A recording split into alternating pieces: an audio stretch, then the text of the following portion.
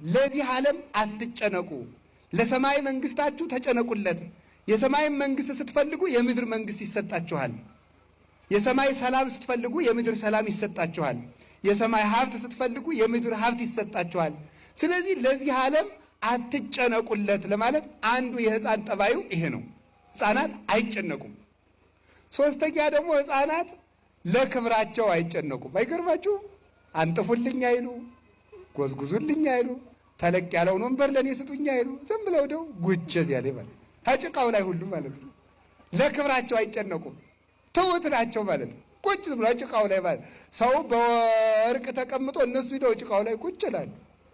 ለክብርህ አትጨነቅ ነው። ለክብሩ የሚጨነቅ ሰው በእግዚአብሔር መክበር አይችልም። ለክብሩ የሚጨነቅ ነው ራሱን ብቻ መስማት የሚችል ሰው፣ ራሱ የራሱ ክብር ብቻ የሚታየው በራሱ ክብር ተለጉሞ የሚኖር ሰው እግዚአብሔርን ብርሃን አያይም። ከጉድጓድ ውስጥ የሚኖር ሰው ፀሐይን ማየት እንደማይችለው ሁሉ የገዛ ክብሩን የሚያይ ሰው የእግዚአብሔርን ብርሃን ማየት አይችልም። ሁልጊዜ እንቁራሪት አሉ የምትጮህ ባህሩን የማስተዳድረው እኔ እየመሰላት ነው አሉ። በጣም እኮ የሚገርማችሁ ማለት ማታ ማታ ወንዙ ስጮህ አትሰማትም? እንቁራሪት የምታቅራራ የባህሩ ጌታ እኔ ነኝ ብላ ነው ማለት ነው። ግን የሚያኖራት ማን ነው? ባህሩ ነው የሚያኖራት። ባህሩ ያኖራታል እንጂ እሷ ባህሩን አታኖረውም። ሰው ከሌለ ዘንድ እኛ ነው ሰው የሰው በላይ ይሆን ይመስልናል በእውነቱ ማለት ነው። ስለዚህ ትንሽ ከጸለይን፣ ትንሽ ከጾም፣ ትንሽ ከሰገድን እኮ ኩራታችን እኮ አያስቀምጥም። ስንፈርድ ገና መጸለይ ከመጀመራችን ሳምንት ሳይሆነን እገሌ እኮ አይጸልይም።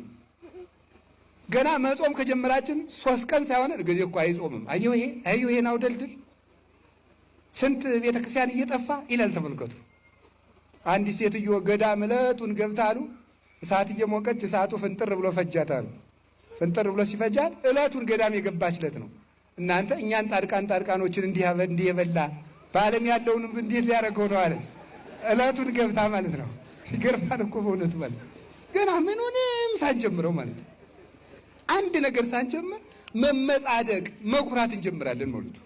እኔ እንዲህ ያለው ጻድቅ ነኝ፣ እንዲህ ያለው ጸሎተኛ ነኝ፣ ጸበልጅ ብዙ ገዳማት ታውቃለሁ። ብዙ ገዳም ነው የምታውቅ እንጂ ገዳማዊ አይደለም። ብዙ ገዳም ልዞር ትችላለህ፣ ግን ገዳማዊ ግን አይደለም። እንኳን ጸሎተኛ ልሆን ስለ ጸሎት እንኳን እውቅና የለንም። ስለዚህ ስንመጻደቅ ስንመካ ሕፃን ልጅ ለራሱ ክብር አይጨነቅም። አሁን ዓለምን የሚያፋጀው ምንድን ነው? ለራሱ ክብር መጨነቅ ነው። ሁሉም ሰው የኔ ዘር ታላቅ ነው ይላል። የማን ዘር ነው እንግዲያ? ትንሽ እንደው እኮ ግሩም ነው። ሁሉም ሰው የኔ ዘር ትልቅ ነው። ሁሉንም ሰው ስሙት ማለት እኛ ኢትዮጵያውያን ደግሞ ስትሄዱ እኛ ሶማሊያውያን፣ ቀጥል እኛ ናይጄሪያውያን፣ ቀጥል እኛ ሞሮኮውያን፣ ሁሉም ማለት ነው። እኛ እንደዚህ እኛ እንደዚህ እንዲህ ያለውን ኩራት ነው መተው። ልናገር አንድ ቃል አይከፋችሁም? የሚፈርስ የሚበሰብስ የባሰም ልናገር ነው። የሚተላ የባሰም ልናገር የሚሸት የሰው ልጅ ምን ያኮራዋል ይላል ሲራክ ነው ያለ። በሶስተኛው ቀን ቀብረው ሲመለሱ የምትለወጥ አይደለህም እንዴ ይላል። ምን ያኮራል? ቁም ነገር አይደለም ኩራታችን። እውቀቱን ስንኮራበት ምን ትፍከ ዘይነሳ አይቀም ካልህ ተምረህ እኮ ነው። የበላይ መምህር እኮ አለብህ፣ አስተምሮሃል እኮ። እንዲያውም ቅዱስ ባስልዮስ እንኳን ዘቂሳርያማ ሲናገር ምንም ሊቅ ብትሆን የፊደሉ መምህር ይበልጣል። ፊደል አስተምሮሃል። ፊደልን ያላወቅበት ጊዜ ነበር። ስለዚህ የፊደል መምህር ይበልጣል። ምን ያመጣጥቃል? ብትማር እውቀቱ ተጭኖብህ። ሰው እንደ ሜሞሪ እኮ ነው። መምህር ጭኖብህ ነው ያወቅከው። መልከኛ ብትሆን መልክህን አፍንጫህን አልሰራው እግዚአብሔር ነው የሰራ እንጂ። ምን ያኮራል? ሀገር ቢኖርህ ሀገር የሰጠህ እግዚአብሔር ነው ሊመሰገን የሚገባው። ኃይል ቢኖርህ ኃይል የሰጠህ እግዚአብሔር ነው የሚመሰገነው። ብትሰጥ እግዚአብሔር የሰጠህን ነው። ብትናገር እግዚአብሔር ያናገርህን ነው። ምን ቁም ነገር አለው የሰው ልጅ? እኛ እንዲህ ያልን እየቆራን ነው መኖር ያቃተን። ከሰው ጋር መኖር ያቃተን፣ ባልና ሚስት መኖር ያቃታቸው እኔ እሷም የራሷን ክብር ስናገኝ እነ ገሌ ዘር የነ ደጃዝማች ገሌ ዘር አያቴ ቄስ ነበሩ። አያትሽ ነው ቄስ እንጂ አንቺ ቄስ አይደለሽ።